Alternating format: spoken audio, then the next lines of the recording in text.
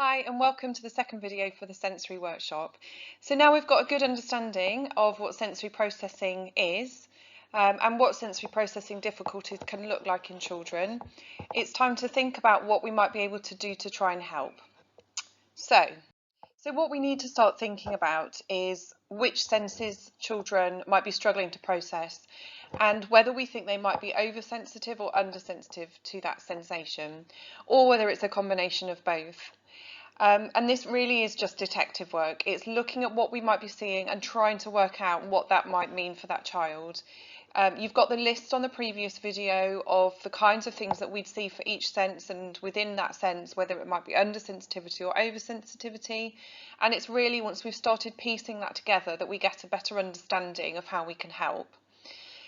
One thing that's important to notice is that usually if you've got really significant sensory difficulties, most of your senses will be affected. It won't just be one of your senses. And also within one sense, we won't just be seeing one thing that the child doesn't like. So for example, if we're talking about tactile sensitivity, and if we might be thinking about being oversensitive with our skin, it's probably unlikely that we'd only just not like a certain top or a certain pair of trousers.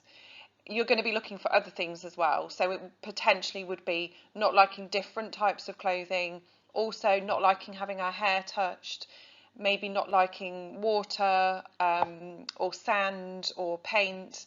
You want to be looking for a range of different things that mean that that sense is affected. Once you think you've figured that out, then it's time to start trying strategies. And there's two kind of basic premises to that. If you think that most of the time your child's oversensitive, then we need to be thinking about how we can give that child regular breaks from that sensation to just reduce that oversensitivity, give it a chance to calm down. And as well as that, because if children are oversensitive, like we said, they might be in that high state of stress, we want to be thinking about how we give them some calming sensation, how we introduce that into their day to reduce that stressed state. If children are mostly undersensitive and they're looking really, really sleepy, or they are constantly seeking out extra sensation and getting in trouble because they're always wanting to run around and touch things or jump up and down, then we might need to think about how we give them more sensation in their day. And that is all we're talking about when we talk about a sensory diet. A sensory diet is basically working out which activities children would benefit from having more of and less of in their day, and doing it for them and putting it into place. Okay, so the first thing we're going to look at is some calming strategies for children who are or maybe oversensitive. In general, when we're talking about calming sensation, a lot of the time we look at giving the child deep pressure. So generally speaking, deep pressure or pressure to your body, to your muscles and joints, is a calming sensation. That's why we swaddle babies, because it gives our bodies a really good sense of where we are, that we're safe, that we're secure, and that has a really calming effect on our bodies. Deep pressure can be given in lots of different ways, and most of the time it's really helpful to have a combination of different types of deep pressure activity. Sometimes we can give children the deep pressure to them, so we can help them with it. That might be things like encouraging them to lie on their tummy and getting something weighted to go over the top of them, we can use a therapy ball to give them deep pressure, or a sofa cushion to push down through. Other times children actually would want to do it for themselves, in which case we can encourage them to do things like making their muscles really, really work, so pushing their hands together really hard, pushing on the wall, even doing push-ups on the floor, anything that's getting their muscles and joints working. There's also a kind of deep pressure that is talked about quite a lot because weighted blankets have been recommended quite a lot recently. Weighted items do have a way of giving deep pressure to children. But you don't need to rush out and buy a really expensive weighted blanket to do that. You can just think about giving it in as whichever way you can think of. So instead of a weighted vest, for example, you can think about having a backpack with some heavy books in. Encourage the child to wear that for a few minutes. Maybe they have it on their back while you take them somewhere that's a bit tricky, like a supermarket. The important thing with weighted items is it's little and often. It's not a regular thing that you'd want to have on for an hour, because after sort of 10-15 minutes your body's going to stop taking notice of it. I'm not going to go through all of this in detail, because they're really there for you guys to start trying out. If you think your child would benefit from deep pressure, if you think they need more calming sensation in the day, then just start trying some of these out, seeing if they like it, and writing down, oh, okay, on this day that really helped, and that, you know, it was just before we went to this environment, I think that was really helpful. And likewise, things that you haven't found helpful. The last one is different to the deep pressure. So generally movement can be both alerting and calming. The calming type of movement tends to be moving in one direction, so either moving forwards and backwards or side to side. That's why, again, we rock babies, because moving in one direction has a calming effect on our bodies. So that's another one that's really worth trying. On the flip side of that, we've got alerting activities. So for children who need that quick burst of alerting, they look like they're falling asleep, they wake up in the morning and they're just absolutely exhausted, even though they've slept through the night, it might be really helpful to start trying some extra waking up activities regularly throughout their day. Movement is a really quick and easy way of doing alerting, of giving alerting sensation. Generally, if we're moving, we're not going to be safe to relax and go to sleep, unless we're, like I said, unless it's very slow and predictable in one direction, because the more we're moving them out, the more our brains are kind of going, oh, right, okay, I'm moving, I don't think I'm okay to go to sleep, I think I need to stay awake here. So there's a few ideas for you to try out, any kind of movement that you can think of that your child would engage in, really. Sorry, again, the video has hidden what the slide is saying. Behind the video should say that other alerting activities that you can try, which include, it's good for organising and calming as well. So generally, giving food which is crunchy or chewy is helpful for alerting, but it's also good for calming. Chewing is just a really good sense. It's a really good way of giving sensation to help us organise our brains. We've also got behind there fidget toys, so again using things like the fidget spinners, but there are so many different fidget toys that can sometimes just provide that extra bit of movement that is enough to stop that child needing to jiggle around so much. We've also got tactile toys, so having a little feely bag of different types of tactile sensation that the child can experiment with. Sour sweets, fizzy sweets, anything that wakes our mouth up, that can be alerting for children as well. Okay. Right, we're going to have a think about some common things that can be tricky because of sensory difficulties now. Actually, before we move on, just to finish off with the alerting, I think the key thing to think with thinking about giving extra sensation to those children that are undersensitive is think, what are they undersensitive to? What is their main sense that's really struggling? Is it sound? Are they not picking up on their name? Are they ignoring things like bells? Or is it visual? Are they really, really struggling to identify items? Do they bump into furniture all the time? Whatever it is that you think the child might be undersensitive to, think about how do we get more of that sensation into their day. It might be listening to lots of different noises. It might be playing things on YouTube and really getting them to listen. It might be looking at different pictures or movement, watching different types of video to get their visual sense up. It's trying to work out what sense is undersensitive and think, right, how can we get more of that sense into their day? Okay, so now we'll come on to dressing. Again, I'm not going to go through each one in turn. I'm going to leave you guys to be able to read through it all. But generally speaking, with dressing, different types of clothing, different types of fabric can be really hard to tolerate. So if you think about me with my auditory sense, paying attention to lots of things going on outside of the room, it would be the same for a child with their clothing. It would be, I'm sitting here, I'm trying to concentrate, and whereas for me it would be, I'm trying to ignore that person talking over there, for them it would be, I'm trying not to think about how my trainers feel, I'm trying not to think about how my clothing feels, but my body's just constantly telling me that. So trying to limit how many different types of textures the child's wearing at once. Sticking to the same type of fabric can be really helpful. seam-free underwear, socks, even clothing without labels in can be really good. Obviously you can cut out the labels, but sometimes it still leaves that little ridge, which can be really irritating. The M&S Easy Dressing range is a really good one that's been designed by people with a diagnosis of autism, so that's worth trying as well. And then just having a think about, if we're struggling with dressing and getting dressed, can we make it a really calm environment? Can we lower the lights down, practice dressing skills when we're not stressed, when it's not an important time, we're not getting ready for school? Maybe we can do it at the weekend, so we're just doing a dress up activity, and trying to limit distractions outside of the room and things like that. Meal times can be really difficult, especially if we're talking about oversensitivity. So I would say while children are still young, it's really worth persevering and trying to introduce some different tastes and textures in. Ideally, children should be able to play with their food, even past playing at the messy play stage when they're even at school.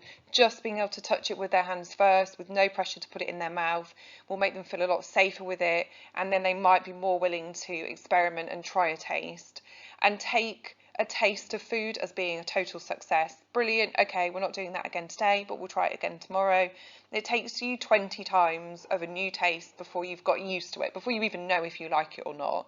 So lots of our children will give up before they've even tried it once, because they just look at it and go, no, I don't think so.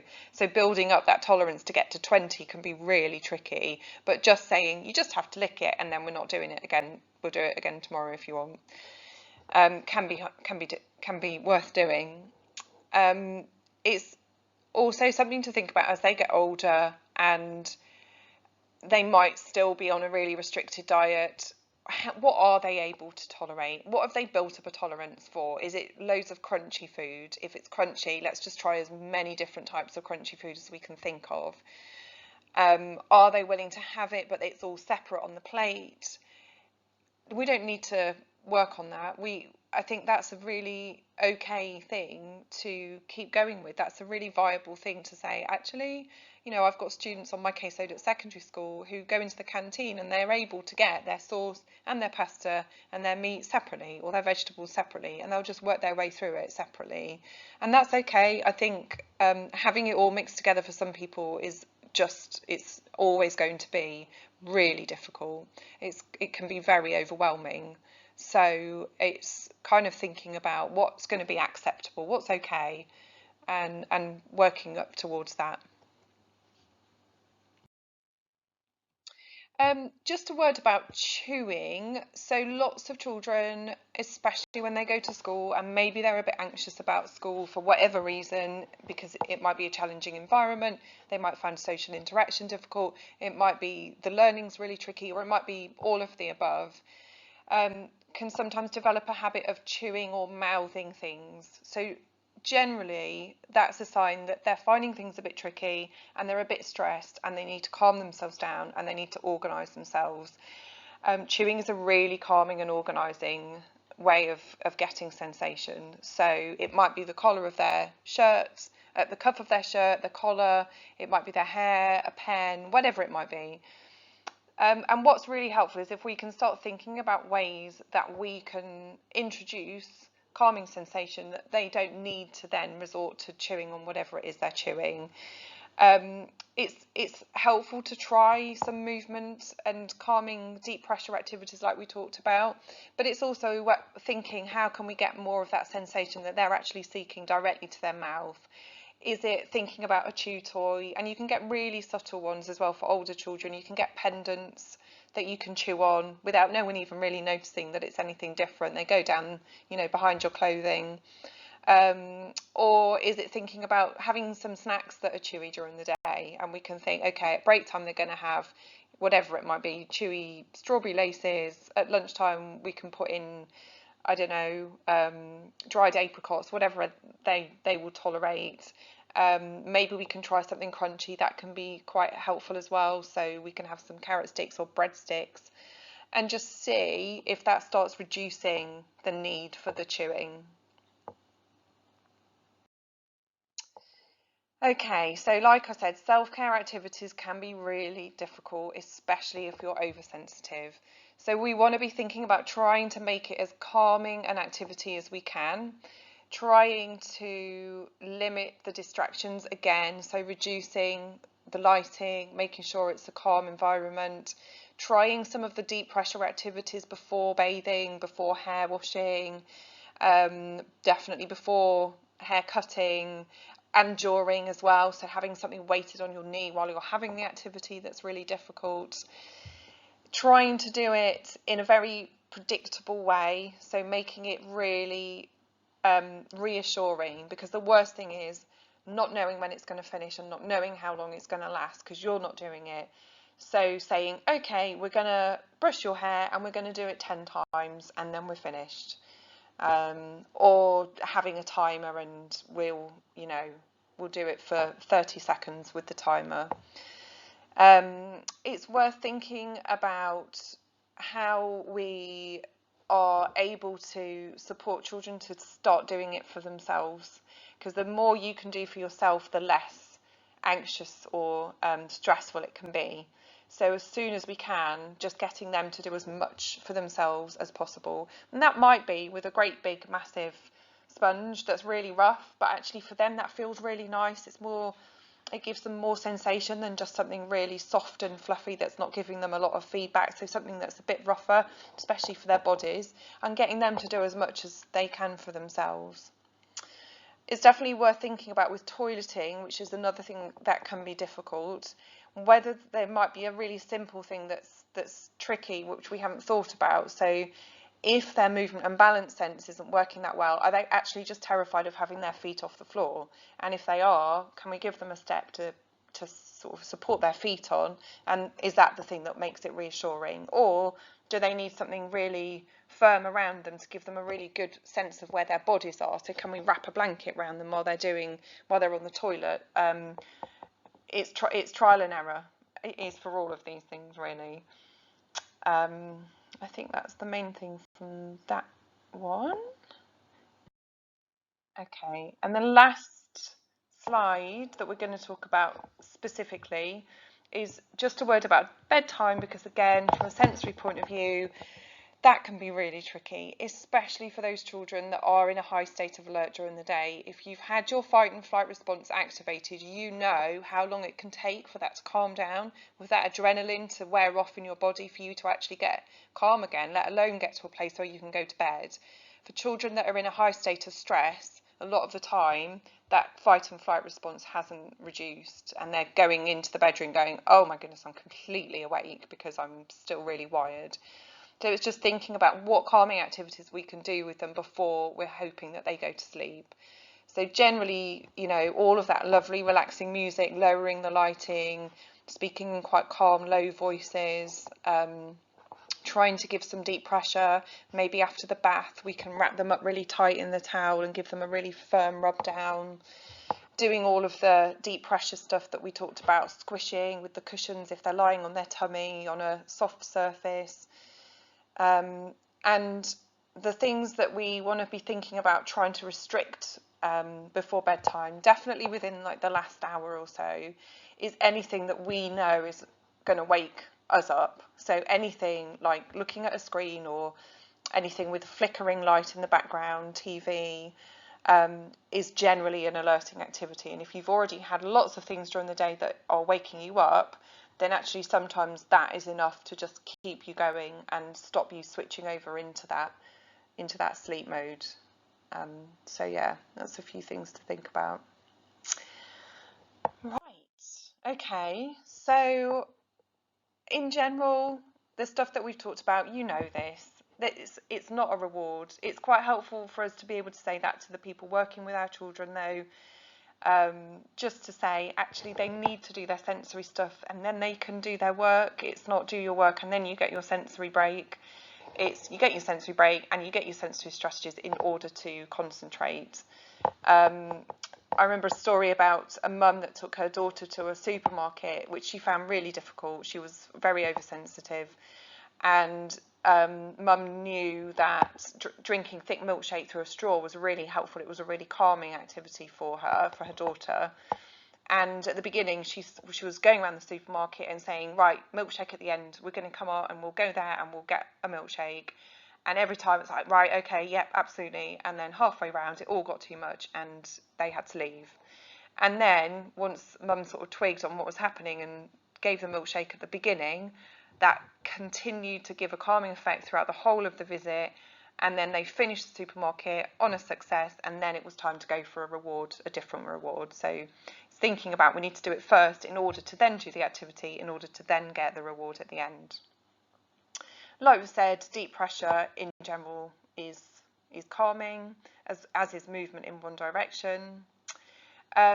Another thing that's quite helpful to think about, especially for oversensitive children, is just having an area that they can go to which is quiet, where there's a removal of sensory distraction and sensory information, where they know they can just have a total switch off, and that's really helpful for school to know as well. And then the last point is just that strategies do take time. This isn't something that we'll do one day and go, oh yeah, no, it's definitely, that's it, we've cracked it, we'll keep going with that one.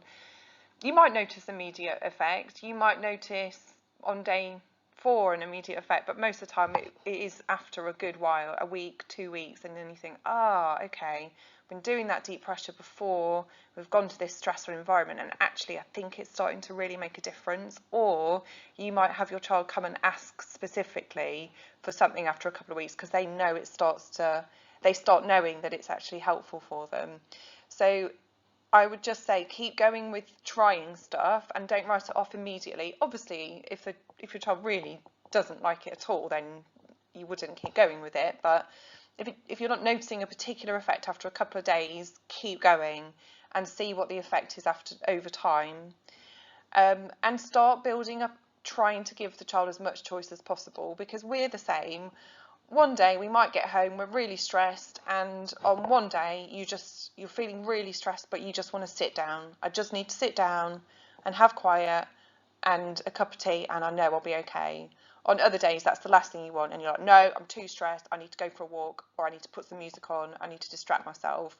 So for us, we've always got different things that we draw on, and it's really lovely when children get to a point where they've got a range of different activities and they go, right, I'm really stressed, I know I can do this today, and I know that's what's going to really help.